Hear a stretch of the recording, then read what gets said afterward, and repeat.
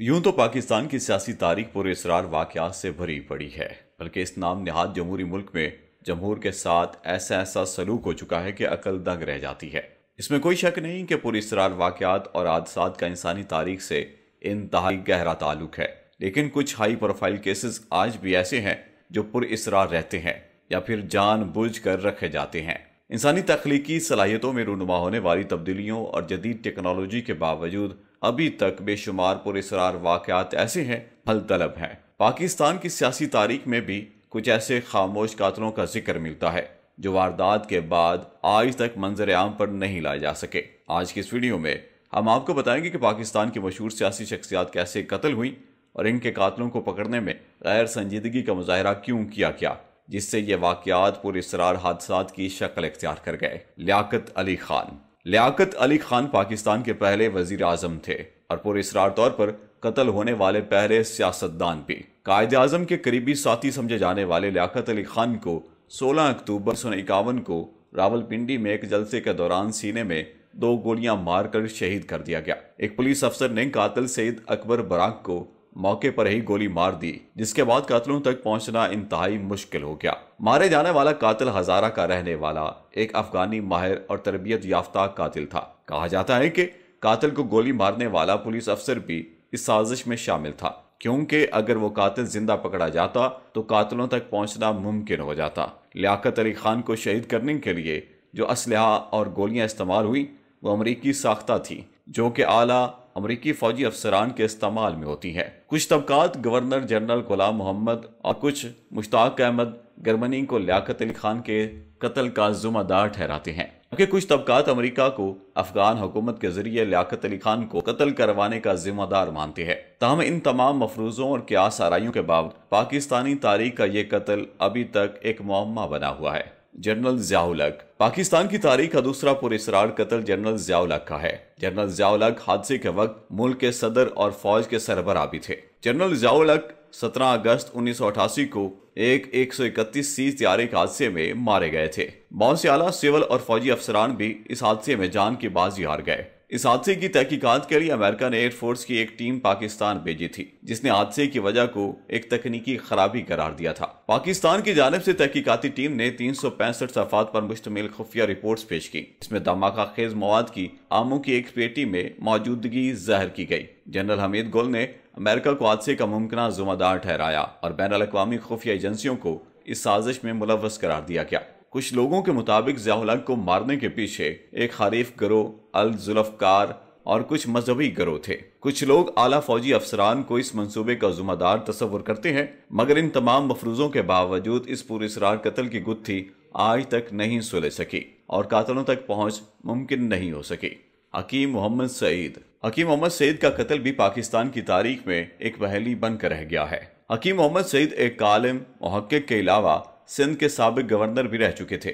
आप हमदर्द फाउंडेशन के बानी होने के साथ साथ तकरीबन 200 किताबों के मुसन्नफ भी थे। आपको 1998 में हमदर्द लेबॉर्टरी जाते हुए कत्ल कर दिया गया था। इस कत्ल के इल्जाम में मुत्तहिदा कौमी मूवमेंट के नामालूम कातलों को गिरफ्तार करके सजाए मौत दे दी गई थी, मगर इस कत्ल के पीछे कौन था ये राज अभी तक हल तलब है। लोगों की अक्सरियत अल्ताफ हुसैन को इस कत्ल का जिम्मेदार समझती है। मुसाहफ अली मीर पाकिस्तान फिजाइया के 16वें सरबराह थे। आप 20 फरवरी 2003 में कोहाट के करीब एक त्यारा हादसे में अपनी बीवी और दीगर अफसरान समेत शहीद हो गए थे।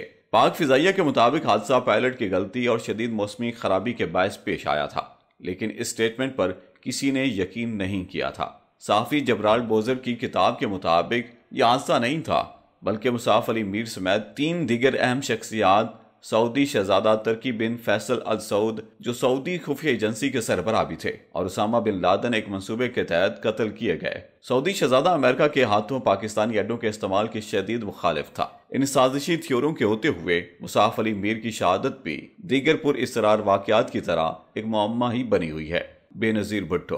पाकिस्तान की सियासी तारीख में पुरअसरार तौर पर कत्ल होने वाली शख्सियात में मोहतरमा बेनज़ीर भुट्टो का नाम भी आता है। बेनज़ीर भुट्टो को 27 दिसंबर 2007 में एक जलसे के दौरान रावलपिंडी लियाकत बाग में शहीद कर दिया गया। बेनज़ीर भुट्टो पर शदीद फायरिंग के फौरी बाद मुल्ज़मान ने खुदकश धमाका भी किया। तहम मोहतरमा की मौत धमाके से नहीं बल्कि गोलियां लगने से हुई। बेनजीर भुट्टो की शहादत के बाद इनकी पार्टी को हमदर्दी का वोट मिला, जिसके नतीजे में पीपल्स पार्टी ही बरसरे इख्तदार आई और मोहतरमा के शोर आसिफ अली जरदारी मुल्क के सरबराह होने के बावजूद अपनी अहलिया के कातलों को तलाश करने में मुकम्मल तौर पर नाकाम रहे। कहा जाता है कि पाकिस्तान पीपल्स पार्टी की आला क़यादत भी मोहतरमा बेनजीर भुट्टो के कातलों की तलाश से मुताल्लिक एक पेज पर नहीं थी। बेनजीर भुट्टो की शहादत के फौरी बाद इनका रिकॉर्ड हुकूमती हुकाम ने कब्जे में ले लिया था। उस वक्त जनरल परवेज मुशर्रफ बरसरे इख्तदार थे, जिनकी हुकूमत ने मुताल्लिका डॉक्टर्स को भी इस मामले पर बात करने से रोक दिया गया। यहाँ ये बात काबिल जिक्र है कि मोहतरमा का पोस्टमार्टम भी नहीं होने दिया गया, क्योंकि उनके शौहर ने ऑटोप्सी करने से मना कर दिया था। इस पूरे इसरार कत्ल के मामले को हल करने के लिए स्कॉटलैंड यार्ड की मदद भी ली गई, मगर वो भी इस केस को सुलझाने में नाकाम हो गए। बादशाह अल-कायदा कमांडर मुस्तफ़ा अल-जज़ैदी ने इस मंसूबे की जिम्मेदारी कबूल की, जबकि CIA के डायरेक्टर माइकल बैडन के बकौल इस पूरे इसरार कत्ल में माउद ग्रुप मुलव्वस था। मोहतरमा की 4 खुफिया ईमेल्स जनरल मुशर्रफ को मुमकिन कत्ल का मरूद इल्ज़ाम ठहराती है। बहुत से लोग मोहतरमा के खामंद को इनके कत्ल का जिम्मेदार तस्वुर करते हैं। ताहम इतना अरसा गुजर जाने के बावजूद भी पाकिस्तानी तारीख का ये पुरअसरार कत्ल नहीं सुलझ सका। इस कत्ल से मुताल्लिक एक खत भी बहुत मशहूर हुआ था, जिसमें मोहतरमा बेनजीर भुट्टो ने अपने मुमकिन कातलों की निशानदेही की थी। 3 अक्टूबर 2016 को मोहतरमा भुट्टो की जानिब से जनरल मुशर्रफ को लिखे गए एक खत में एजाज शाह, अरबाब गुलाम रहीम, चौधरी परवेज इलाही और जनरल हमीद गुल को अपने मुमकिन कत्ल की मनसूबाबंदी करने का जिम्मेदार ठहराया था।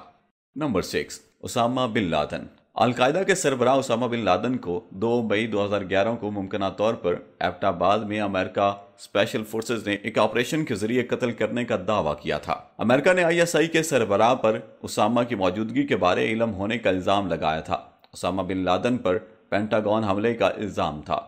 कहा जाता है कि अमेरिका ने उसामा को मुमकिन तौर पर मारने के बाद समंदर में फेंक दिया। उसामा की लाश को समंदर में फेंकने, इसकी तस्वीर शाया न करने और इसके DNA के फौरी नताइज ने इस ऑपरेशन को मुअम्मा बना दिया कि आया उसामा एबटाबाद में मौजूद भी था या नहीं। बाज़ लोगों के मुताबिक उसामा तालिबान अमरीकी जंग के शुरू में ही मारा गया था और अमरीका ने एबटाबाद में एक नफ्सियाती ड्रामा रचाया। इसके अलावा उसामा बिन लादेन के कत्ल से मुताल्लिक बेशुमार थ्योरीज मौजूद हैं, जो इस वाक़े को भी एक मुअम्मा बनाए हुए हैं। नाज़रीन, वीडियो को आखिर तक देखने का शुक्रिया। कमेंट बॉक्स में अपनी राय देना मत भूलिएगा और वीडियो को दोस्तों के साथ ज़रूर शेयर कीजिएगा।